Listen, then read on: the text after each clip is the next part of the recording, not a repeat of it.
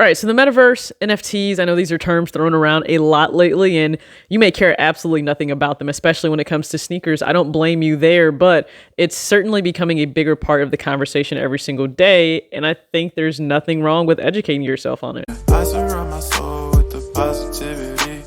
That's why I don't worry about the things that I don't see. Yeah. These days I don't worry about much. I think we should have some more fun. I still dream about the days when we were young. I'll take a hit and stay. What's going on, everybody? It's your girl TJ back with another video on Talks with TJ, and I'm not gonna lie, really diving into something this different, this new, it can be a little bit scary, a little daunting, but one thing I like to keep in mind, if you understand any of it, you're probably part, as they say, of the 1% of the country that really understands kind of what's going on with the metaverse, blockchain, NFT. So being early may feel a little bit weird, nothing wrong with that there. I would just say, hey, try to keep an open mind, try to stay curious, maybe put the cynicism away just a little bit, because it wasn't a long time ago that people were very cynical that social media would never take off and there was no way that people could make a living, right, via social media. And that's done. Like, there are literally people that get on this platform, and YouTube is how they survive and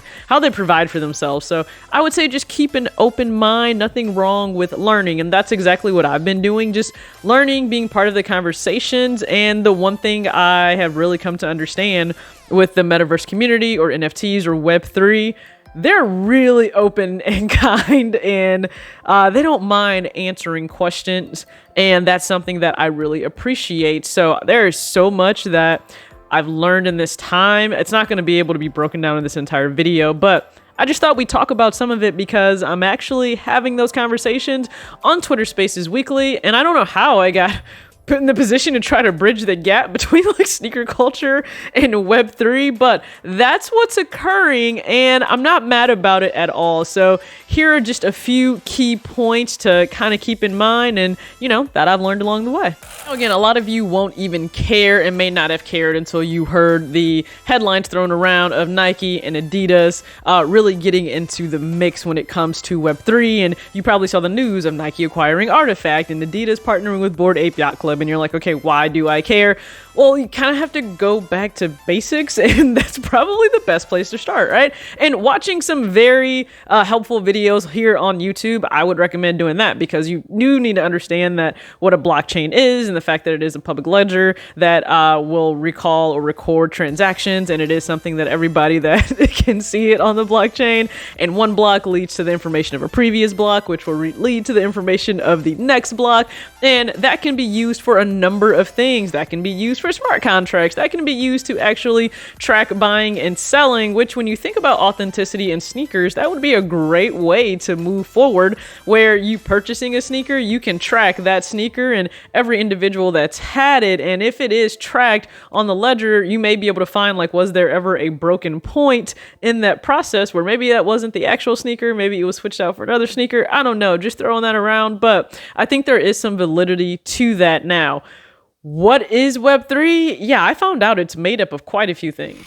Let's say that the metaverse itself is kind of made up of 4 components, or at least it was easily explained that way. So you will have the blockchain, which is a term that a lot of people understand, such as Ethereum and crypto, but there are also other blockchains like Flow that other platforms will run on. UR and AR, which a lot of us were exposed to that and we didn't even know it, like Snapchat filters. That was easy and early exposure to it. And yeah, if you have Oculus, that's something else that people are really participating in that places them within the metaverse itself. Web3, more of the decentralized concept of the power being in creators' hands and community-led projects versus just the big brand having all of the say, and then moving into the full creativity that is present. And I will say this, I think it's great that we're in a time where you don't have to be the starving artist. You don't have to be at the mercy, let's say if you're in sneakers, to be taken in-house by a bigger brand like Adidas, Reebok, Nike, New Balance, to have your designs brought to life from concept to execution. No, let's say you have a following and it's loyal and it really builds something and people appreciate your work within whatever community you build or across the web itself, and they hone in on a release or a drop that you have and they purchase it and it sells out. And that says a lot. So having more ownership and power over what it is that you create, I think that's a really big benefit of Web3 in itself. So that's something to take into account and not knock so fast. There isn't necessarily a right way or a wrong way to go about it. Some people will collect because they just appreciate the art. Some people will collect to hold and flip. And that's seen in sneakers right now today in the real world versus just in the virtual world. So don't think that that just totally goes away. There will be people that get into it for different reasons. I think understanding why you are getting into it is the most important thing. And one way to, I think, stay true to yourself is seek out projects that you're really passionate about. So for some of us, that's probably going to be sneakers or streetwear. And this is actually a time where you may fall more in love with what a smaller, lesser known creative is doing versus maybe a bigger brand. And you may find some difficulty in acquiring whatever the bigger brands have and are doing more so than some of these smaller creatives. So that's something to think about too when it comes to access. And yeah, access, I get the apprehension there, because why would I want to fight for sneakers or something in the real world and then fight for it in the virtual world? I hear you. That's a very valid question, because there are some things to keep in mind, I guess, in how we're trying to acquire sneakers versus maybe acquire NFTs. Like, there is a difference there. For one, being into sneakers, it's already a pretty expensive habit. I think that's safe to say. Like, let's just take a guide, because men, men's sizing. Okay, let's just say a man, and he's in men's sizing and he's really into sneakers. So he wants to buy a release, and maybe he's buying a release once a week, and the average cost of that is $200. That's not outside of the realm of possibilities, or even in 1 week in February for All-Star Weekend if you're looking to buy like 4 pairs of retros. So you possibly spend $800 a month on sneakers, and that's part of disposable income you're using. Awesome, great. And if you try for the sneaker and you don't get it, the only thing you're out of is time. I understand that that's priceless and you can never get it back, but that's all you're possibly out of. Let's now go to purchasing NFTs, maybe based on a sneaker collection or a drop or something that really piques your interest. Okay, buy a brand or a creative that's released this. They've minted and it's available for you to purchase on the blockchain. Well, there are some things called gas fees, and the way gas fees were explained, think of it kind of like a processing fee, because we've seen processing fees for StockX and for GOAT. So let's just say there's a processing fee you pay to actually acquire the NFT itself. Well, there's a possibility sometimes that while going for that item that you don't secure it, but like you've still burned gas fees. So think of like paying a processing fee, but then you don't get the item or the shoe. That's happened before. So again, there can be some cons to trying to purchase some things in this brand new world. I fully get that, but there are also cons when we're trying to purchase things right in the real world. So nothing is ever going to be all roses. I just think that's a realistic way to look at it. Another way, just in terms of financially, how you have to be realistic. It's not cheap, because and even being into sneakers, that's not a cheap hobby or interest to have. Again, this is not for the broke people, okay? You trying to buy a sneaker every single week, again, that can amount to $800, and that's outside of taking care of your home and other responsibilities that you have. So if we're talking about now you want to dive into the metaverse, well, you have to also understand that a lot of times, what is it trading for? Or what is the exchange? Is it Ethereum? And what is Ethereum going for at that time? That is something that you need to be aware of. And if it's going for, let's say, 1 ETH, do you know that's just under $4,000? Right? If you hear that something traded for 1 ETH, you can equate that close to $4,000. So if you see that it's traded at a fraction of an ETH, let's say 0.5, well, then you know it's close to 2,000, and so on and so forth. So there's some math that's involved for anybody that doesn't really care for math. There is some math that's involved. Not all projects will have that, right? A floor price or the lowest price you can possibly get in. The floor price can honestly be 0.05, and some people I really have heard say, well, if it's a lower floor price, then it may not be a good project. But again, why are you getting into purchasing something? Is it because you appreciate whatever has been made by a creative, or the design, or the art, or if it's just that, then again, like kind of like sneakers, the resale shouldn't matter to you if you're just going to purchase and enjoy it. Maybe utilize it in another way within Web3 or a different playground, because there are playgrounds like Sandbox or Roblox, that those are other things you can explore. Or are you going into it for the flip? If you're going into it for the flip, then yeah, the potential upside really may matter to you. Same way, what is the hype or the potential for a sneaker to shoot up on the secondary market? There is some parallel there when it comes to sneakers and NFTs. But again, I think understanding why you're getting into a project matter. So I will say that if you're looking to purchase something, let's say for a project, you're probably going to need to take into account what is the real total cost of purchasing that NFT or part of that project or whatever is released. And then also the gas fees, because let's say something only has, I don't know, a 0.02 or 0.05 ETH purchase price, but you have to account for the gas fees and those can range. So just make sure that you do your homework. Homework is another big thing. Make sure that you're doing your homework in this, because no matter what, it does involve money if you're jumping in. Now, you don't have to be part of conversations. To be part of conversations, it doesn't mean that, oh my God, I have to own all these NFTs and I have to have everything set up. No, that's not necessarily the case. I've dragged my feet on setting up a lot of my stuff.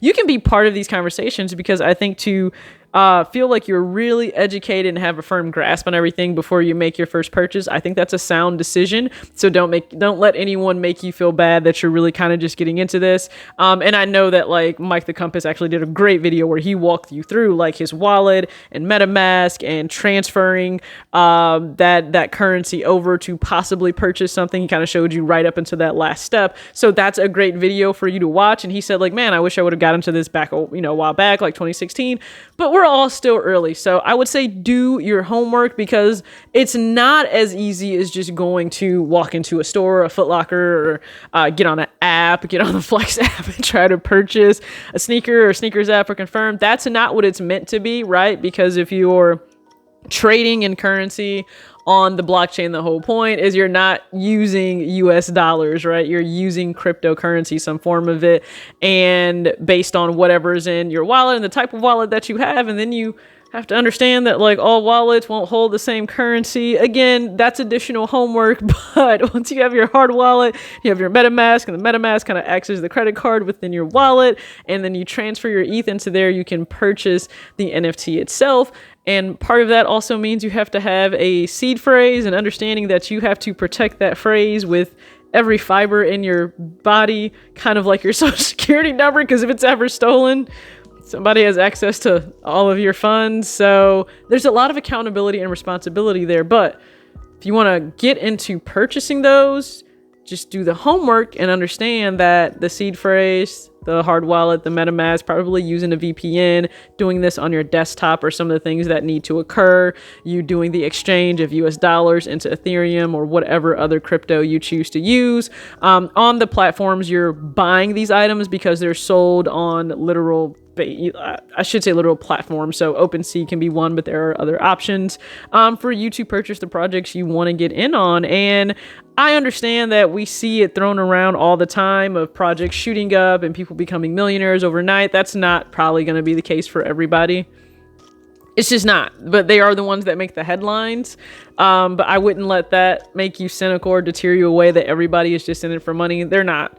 Like I'm sure there's a profit aspect into this for a lot of people, but again, finding projects that are cool and you would want to support, even if it was a small creative that had a physical storefront. Well, sometimes now they may just have a virtual storefront, and they may do a hybrid where an NFT provides you utility or access to something else, maybe a private event, something exclusive, maybe an exclusive drop. I can see a lot of brands, and they're already doing this, where you buying into more of their brand or loyalty with an NFT may mean you have access to something else in the future. And I could see a lot of creatives doing that as well. Let's hope that they maybe do that with sneakers. I could see them doing that with sneakers 100%. You maybe own the NFT. Curry dropped an NFT for him breaking the NBA 3-point field goal record for 2,974 3-point field goals made. He dropped one. And fortunately, it was like right at Christmas time, and that was just not going to be possible. Everything else I had going on, like, he just didn't make the budget for that month. I'll be honest, I was already splurging and buying a lot of stuff that didn't have to do with his drop. But let's just say you were one of the lucky people to be able to secure one of those, and that's in your wallet. And down the line, if he does another special release and it's based on having the previous NFT, you can get access to a very exclusive sneaker. And we know that people care about exclusivity in sneakers. If they didn't, people wouldn't trash certain grails for coming back as GRs, and everyone having access to them now. So we know that exclusivity does matter, and I think it will continue to kind of play a part when it comes to NFTs and sneakers being involved together. Now, I can't lie, on Tuesday, truly, StockX decided to just set my whole timeline ablaze on Twitter, because the announcement of StockX NFTs, that just took over the day, whether you were in Web3 or into sneakers. And that's not surprising, right? Like, StockX kind of jumping ahead at the forefront of change and whatever else is occurring in sneakers. They did that by really establishing themselves as like that trusted authentication process for sneakers. So they did it here. I think one thing to keep in mind, though, when it comes to StockX doing this announcement, people's knee-jerk reaction was really just out there, like totally jumping out of the window. At no point did they say, and I don't think this will happen either, right? Like, the traditional way of you buying and selling shoes has been removed from you. It hasn't. So I think it's okay to calm down just a little bit. Also, when it comes to their choice to offer these NFTs, and I know some people flipped out at the fact that like a Chunky Donkey was at $10,000 for this NFT, and who in their right mind would purchase the NFT for $10,000? It sits in this vault. You don't really have possession of it outside of in your wallet, but you could go purchase the actual Chunky Donkey for $1,500. So you can almost buy 8 to 9 of real pairs versus this virtual pair. So why would you do that? Well, one, we have to keep in mind, someone else's money is absolutely, it's their choice of how they choose to utilize it. Second, there really isn't a reason to be frustrated about that. If you were already not about to blow or spend $10,000 on a real sneaker, the NFT for the Chunky Donkey, like being at that $10,000, that essentially puts it close to, like, I don't know, an Air Yeezy 2 if you weren't going to spend the $10,000 to $13,000 for that. Don't even trip about somebody else choosing to hold value or see value of the Chunky Donkey NFT at $10,000. Now, of course, there is the utility that was mentioned by StockX that the person would be able to, at any point in time, trade in the NFT of that specific sneaker in size for their size for that shoe. Will that happen if the NFT is priced or valued way higher than the shoe? Probably not, but I think that's more of the long game play when you think about derivatives. If the scarcity of a sneaker is only going to increase because either Nike or Jordan or Adidas, they're not making the sneaker anymore, and now you hold the rights to purchase that shoe at any point. Well, with less in production and even less in dead stock and out there in circulation, because people are wearing their sneaker, well, you will continue to now have access and own a very rare shoe, and the rarity only increases. So whatever the base is, your value is probably going to be derived from that. I'm not saying it's not overly inflated right now, but it just dropped and it just happened. And another thing that we have to keep in mind, or at least I keep in mind when it comes to anything financially that brands are maybe offering, just because something is offered in an area that you're interested in, it doesn't mean you were the intended target audience. I mean, we have tax brackets for a reason, right? Like, some of us can play in certain areas based on a tax bracket and one that we're in, and some of us won't at the moment, or some of us just won't ever feel comfortable maybe playing at a certain level of spending than other people will. Like, I try to remind myself, $10,000 to me is totally different than $10,000 to somebody else, right? Like, think about that just randomly. What $10,000 is to you, like to a young adult, that could be their whole net worth. To somebody else, that could be a fraction of what they make every single month. Like, I know that's hard to grasp or keep in mind, but that's kind of how I think about it. So I don't think StockX is evil for launching NFTs. They all sold out, or the initial ones they did, like, they all sold out. I do know that. So I think, honestly, moving forward, it's a lot of change, and we'll have to see how things play out. them eventually providing access to the value of those NFTs outside of their own ecosystem, I think will add value to what they're doing.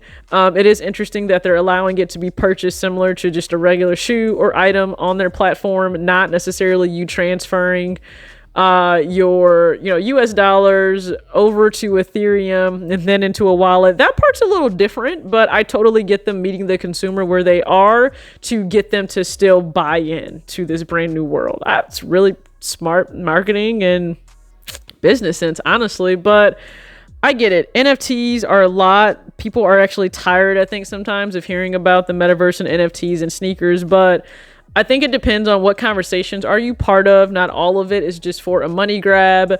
If you are a creative or you support creatives, then you should understand also this is a way for a lot of them to take control of what it is that they do and they create. And if they no longer have to subject themselves to just big business caring or saying that they value what they do and backing them for it to sell, then it's a great thing. Like, I'm not going to be upset about that, for people being able to better make a living for themselves. So again, Nike and Adidas will continue to grow their presence within Web3. I think it will just all play out in front of us, and we'll have to stay tuned and locked in. They both have different approaches to it, but I think that's also what's interesting, and we'll have to see what occurs. So this is a super long video that I didn't necessarily intend to make, but I just wanted to throw it out there. So hey, conversations are being had. I think that's a great thing. Take the time to educate yourself, join conversations, Twitter Spaces. Twitter's a great place to learn, and hopefully you